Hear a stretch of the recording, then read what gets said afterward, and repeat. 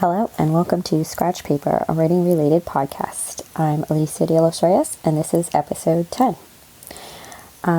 So I actually haven't recorded an episode in a few weeks. I've been really working on my revision, which I'll talk about in a minute.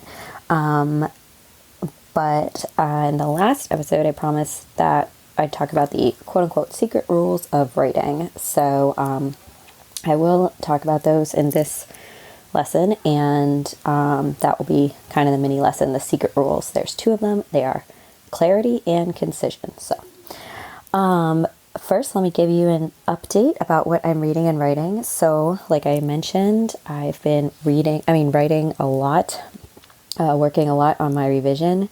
So I actually got a whole day to write for myself, which was totally amazing. I'm so grateful to my little family for making it possible for me to do that. And what I did was I took a mini writing retreat. So I took a ferry to Bremerton, which is a really fun town. It's also a Navy base. And the ferry ride itself was an hour, so I wrote on the ferry. Then when I got to Bremerton, I took a walk and found a coffee shop, and I wrote there for about an hour. And then I took another little walk and found a nice shady spot because it was a beautiful day. And I wrote there for a while, and then I took myself to a really awesome brewery owned by women called Der Blocken Brewery, and I had a beer, and at that point I think I had written for like 5 hours, so I was pretty tired. I had some food, and then I took the ferry home. I tried to write a bit more on the ferry, but it was quite difficult because that had been a lot of writing. So that let me get through a lot of my big revision of my manuscript, Finding Lucy. And I've mentioned this before, but I'm revising it for voice, and I've been working on the one character's voice, Claire, and her chapters are like really long, and she's kind of, she's been hard to think about. So, getting through this big chunk of her chapters let me get down to only 23 pages left, and then I had enough momentum, knowing that I only had 23 pages, to power through the last 2 weeks. And I am totally done with revising Claire's voice. Yay! So that was a lot of pages. I don't want to go back and count them up because it's just amazing how many. It's more than a third of the book. By amazing, I mean demoralizing how many words I deleted and rewrote. But also very excited to be done with that. So I am celebrating that today by recording this podcast and sharing it with you. And next I have to revise another character's voice, and her chapters are a lot shorter. So hopefully, I counted, it's only 30 pages, which will take me a while, but it won't be epic. I'm not embarking on a Frodo journey here. So that's my writing update. My reading update, I completely stopped reading the Passing Bells trilogy because the third book I just really didn't care about any of the characters, and the female characters just got really boring and flat and unempowered, as my husband put it. And I have not picked up any. I did start reading the new Geraldine Brooks book because Geraldine Brooks is my favorite author. It's called The Cord, and it's about David, the king, the ancient Jewish king, Israelite king. And I like it so far, but there's a lot of blood and guts. And as I have mentioned before, I'm not good with blood and guts, especially after having a baby. I don't want anybody to die ever. So I'm reading it, but I might put it down and find something else. So yeah, I guess that is my update. Let's get into the lesson. So, the two secret rules of writing, they're not really secret, they're just unspoken. So people expect these things, but they're not necessarily what they will ask you for or what they'll say. And these two things, clarity and concision, those are the secret rules of writing. Clarity and concision are what I taught in my classes when, when I was teaching at UNH. I would always try and focus on this because the classes I taught were kind of intro to writing or intro to nonfiction, and the writing that students do in different classes, it would require a lot of different types of research, different types of summaries, different structures. an organization, but these two rules are pretty much universal. So I think they're really important, and they're important when you get out of college too, which is useful for you writers who I'm hopefully talking to. So let me just say a bit more about how conventions vary by context. So this is something that I don't think we talk about a lot, but it's a very big part, I think, of being a successful writer. What you write and whether it's judged to be good or not depends on where you're writing it. So maybe this is something that you understand instinctively. But I think a lot of young writers have trouble, or new writers have trouble kind of grasping at what's expected of them. So I'm hoping that this episode will kind of clarify that, because clarity is a good thing. So just to give you an example of what I'm talking about. So like an email to your mom is going to be a different type of email from an email that you send to your boss, right? Like you're going to say different things. In your email to your mom, you might write, "Hi mom." You might not bother with a comma anywhere. You might use a dash or something like that. "Hi mom, how's it going?" But you would never write to your boss, "Hi boss, how's it going?" You'd write "Dear Ms." or "Dear Mr." Dear first name if you're already working for them. Something like that. So, and you'd sign off like "Sincerely, best regards," but to your mom you might just put like "Art" or like "XXOO." Other contexts that are different, like email is a totally different context from a newspaper article. And then again, a newspaper article is different from a short story. So even though we talk about good writing all the time, what we mean by good writing really varies based on what you're writing. So, but across the board, American English writing usually values clarity and concision. So that's why I thought they were important enough to kind of get their own secret lesson episode. So let's go into each one. So clarity, what I mean by clarity is like how clear is your writing? Is it easy to understand? Is it straightforward? And does it make sense? But really, is it clear and easy to understand? So this means both like each sentence is easy to understand and straightforward and clear, and also the whole, let's say you're writing an essay, the whole essay is clear, or the whole short story is clear, the whole newspaper article is clear. So there's two pieces to clarity, right? The kind of like actual writing, which has to do with grammar and like organization of sentences, and then a bigger organizational sense, like organization throughout your essay or throughout your short story. So it has to, the whole thing as a piece has to make sense. And I don't mean that you have to, let's say you're writing a short story that has a twist. You don't have to like explain the twist ahead of time. But what I mean is that your twist has to be clear, right? When your reader gets the twist, they have to understand what the twist is, right? Like the butler did it. It has to be clear. They can't be like, wait, did the butler do it? Maybe the butler didn't do it. I don't get it. What happened? You don't want your reader to be confused. If you're leaving things murky, you want your reader to think like, oh man, I really wish I knew what happened here, but I don't. You want it to be clear that they don't understand that, if that makes any sense. So that is what I'm talking about when I talk about clarity. And then concision basically means shortness. And it's really related to clarity because shortness, you don't have like extra details. You don't have extra things in your story distracting your reader or in your essay. And so that has to do with things making sense, right? Like if your essay doesn't make sense, maybe it's because there's too much going on in it. So you have to cut some parts out. Same thing with a short story. And, I think what people dislike about revising is often cutting out the things that they wrote. But this is really a value that American English speakers and writers hold dear, concision. And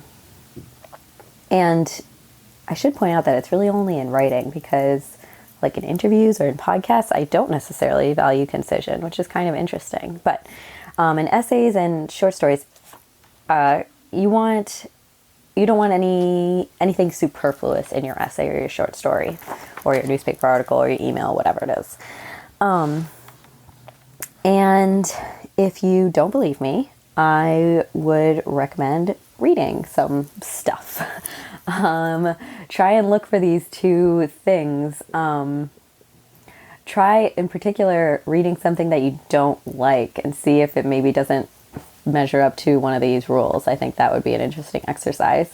As an aside, it's always interesting to read something you don't like and try and figure out why you don't like it. I had a great experience doing that, reading a book. Well, it's really popular and they're actually about to make a movie of it, and I can't believe how popular it's been. I don't want to like talk smack about a fellow writer, so I won't say their name, but I really did not like this book at all. And I realized it was because the characters didn't like go in, you didn't get to see the inner lives of the characters. And I figured out that that is something I really value about my own writing. And so that's something I've worked hard, value in good writing. And so that's something I've worked hard to bring out in my own writing. So that's like really interesting. I don't know if I would have had that insight without reading something bad. Okay, but that is not related to what we're talking about, which is clarity and concision. So how can you bring out these things in your own writing? How can you practice them and learn to kind of notice when you're not doing them? So the first thing is what I already mentioned is read a lot. So especially if you're trying to write a particular kind of essay or article, read a lot of the magazine or magazines that you're trying to get published in, like read the articles in them. So a great example, I think, is National Geographic. So I was reading National Geographic the other day. I don't get it, but my father-in-law does. And it was a really fascinating article actually about looted treasure and how this case, it was like an Egyptian mummy mask or something like that, goes from a pyramid, gets looted, and ends up in like a collector's house in America. So I was reading this article and I was thinking about how in National Geographic, stories kind of have the same flavor. You know, they're all, well, obviously they're all about adventure, you know, whether it's nature or human or whatever, but they also have this kind of like triumphant arc. So if you wanted to write for National Geographic, you would read a whole bunch of National Geographic articles and then you'd make your story kind of fit that same mold. Not saying that you would imitate every writer in there or any particular writer, just that you'd try and make it fit within that magazine. Reading is a great way to figure out what reading is really helpful in that way. So another thing that you can do to help work on your clarity and concision is to outline. So outline your essay or story ahead of time. If you have trouble doing that, maybe you're writing a short story, you're not sure where it's going to go, try writing what you think you know already. And then if you get stuck, try writing an outline. Or try like writing the whole thing and then making an outline of what you wrote and then seeing if maybe rearranging it would make it more exciting or powerful or clear. The other thing that goes with outlining, which is related to clarity, is you have to learn some grammar. So if you have trouble with commas, this is one thing that really can hurt the clearness of an essay. Look up like the Grammar Girls comma rules. So commas, I think, are like the big Achilles heel of a lot of writers. So watch your commas. In most cases, you can usually just like delete the commas. For concision, also revising and deleting things that you don't need is just really, I think, the best way to make your work more concise. So sometimes you just have to write out everything that you're thinking or that you know, and then later go back and say, oh, well, I don't really need this detail. This is kind of distracting, and cut it out later.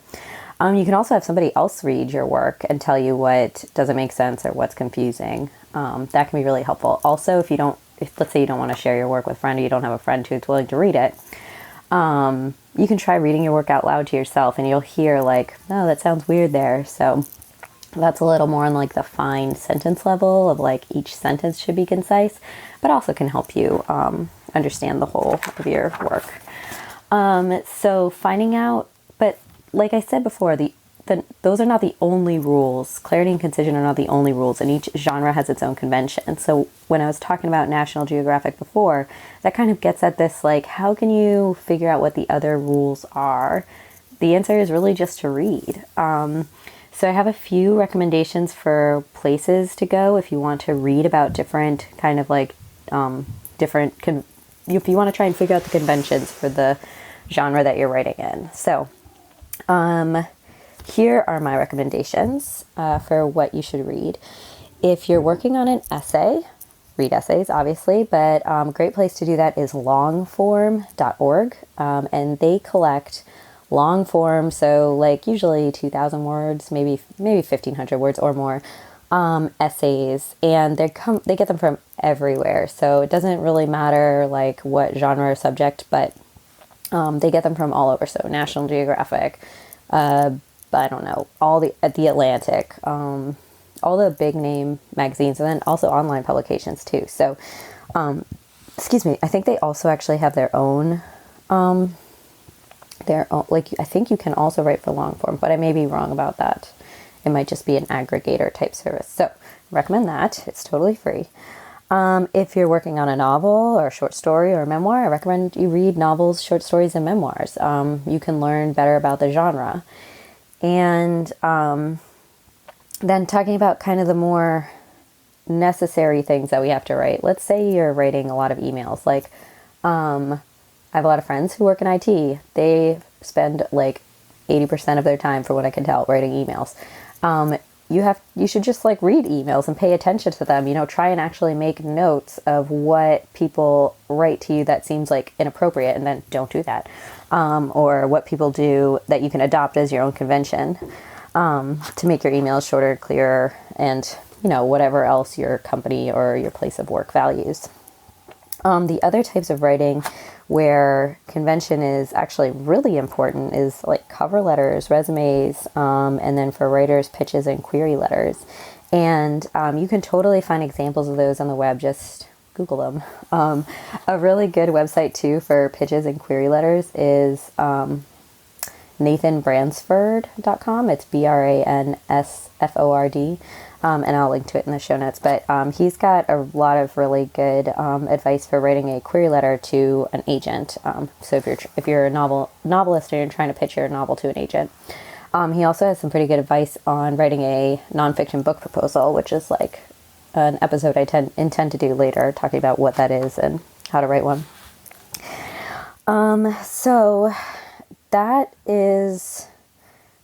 those are my recommendations for what to study if you're looking to write kind of more, if you're trying to get eyes on your work. So I want to finish with a caveat, which says that you don't have to follow all the rules of your genre, but I think it is safe to say that you have to follow like a lot of the rules for your genre in the beginning, at least. So it's kind of like the famous modern dancer whose name I am now blanking on said that you have to like learn ballet before you can learn modern dance, which I think is kind of interesting. And ballet has a lot of rules. It's really rigid, and modern dance doesn't have rules. But I really do believe that you should know the rules before you break them, and because then you understand what exactly you're doing to break them, and you won't, in my opinion, you won't alienate your reader. You won't make your reader say like, what is going on here? I don't like this at all. So you can feel free to disagree. I would love to hear actually your thoughts on what other rules are secret rules about writing, and if you think you should follow the rules or not. And just want to open that conversation. So you can visit my website, aliciadelosreyes.com, for the show notes. And I hope that you will jump in and share your thoughts on writing rules, what they are, whether we should follow them or not. Apologies that this podcast is a little bit all over the place. I am totally out of practice, but thank you so much for listening. And again, you can find the show notes on my website, which is my name, Alicia de los Reyes, Alicia, D as in dog, E, L as in llama, OSREYES.com. Thanks so much for listening. Hope you have a great week.